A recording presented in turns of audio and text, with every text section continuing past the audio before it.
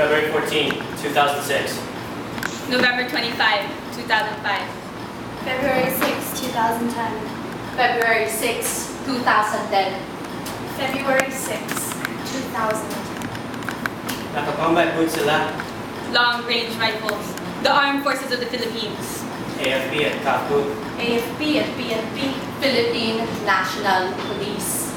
led by General Pablito Palcora, San Ildefonso, Bulacan. Lieutenant Juanito Paraso, sa Plarinel, Quezon. Colonel Aurelio Palitan. Police Superintendent Marion Balongo. Sa Morong Rizal. Nahuli na kami. Nahuli na si nanay.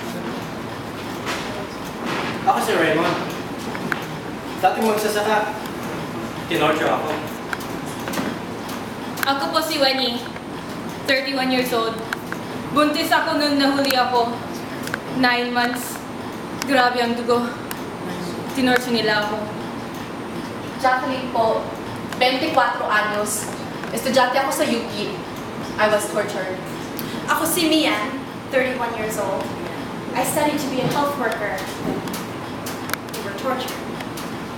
Ako si Eloy, 5 years old. Hindi na umuwi si nanay. NBA daw kami. Nanay ko yan. Hindi siya rebelde, doctor lang siya. Ako si Raymond. Oh, sorry. Nandun ako sa mga kampang militar. Paparoon to personal head. 2 years. Tinorture na ako.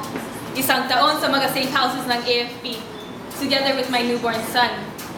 Tapos, I was relocated after many court dates to jail in Bikutan, where I stayed for 2 more years. We weren't allowed to rest for 36 hours. They put a blindfold on me. They took me in a van at ikot ng van. And they said, "We're outside your house." They knew the names of my family. They knew their schedules. They knew where they were working. And they told me that if I confessed to being an NPA, to being the new People's Army, they would let me go and they wouldn't hurt my family. I was on my menstruation period. They took my blindfolds off, but they kept my handcuffs on. They took me to this courtyard and they made me stand there for 5 hours in the hot sun, and I wasn't allowed to move. Di ko nakita si nanay hanggang May. So they moved into the jail. Nakita ko yung mga estudyante sa UP. Sila Karen Empeño, Sherlyn Cadapan. Mga batchmates ko sila. Ano na nangyari sa kanila? I had to watch them be tortured. Hung upside down by 1 foot. With sticks burned up in their private parts. After each torture session, I had to clean up after them. Tae, yung dugo, yung mga damit nila. Karapatan ako dati. Alam ko naman ang mga rights ko. When they came, marami na sila. Sa barrio, wala silang warrant. Hinahanap daw nila ang mga buntis na babae. Siguro alam din nila na may anak ko. They lined them up. Lahat ng mga bata sa community. Isa-isa, they pointed their long rifles at their heads. Sino ang nanay mo? Then they came to my son. Panganay ko.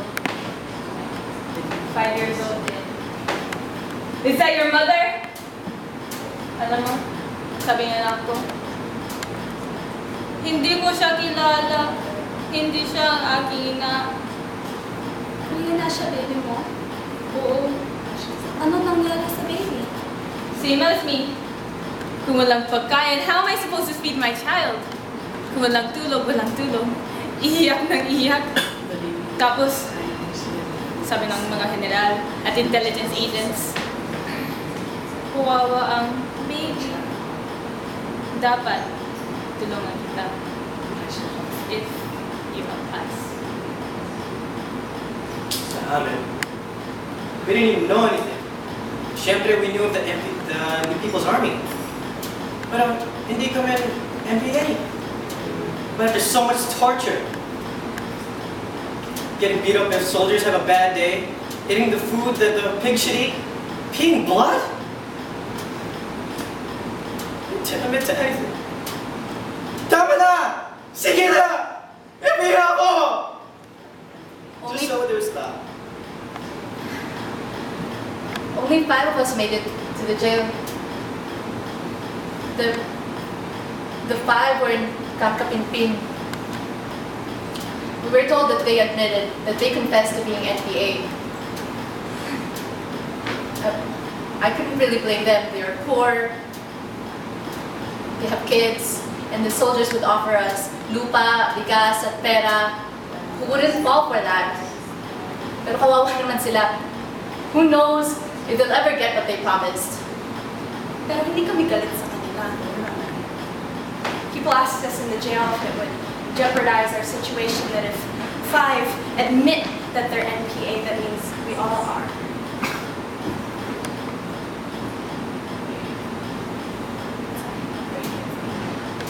The AFP are just using them to testify against us, but we're not upset. We were tortured. Mga araw na hindi kami natulog. Interrogate ng interrogate. Si Doc Montes naman, they electrocuted him.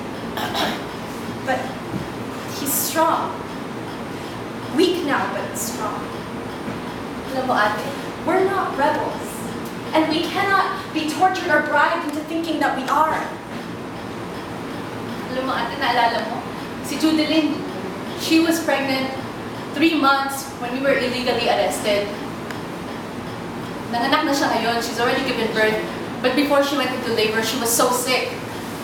Ang dami kasi namin sa selda.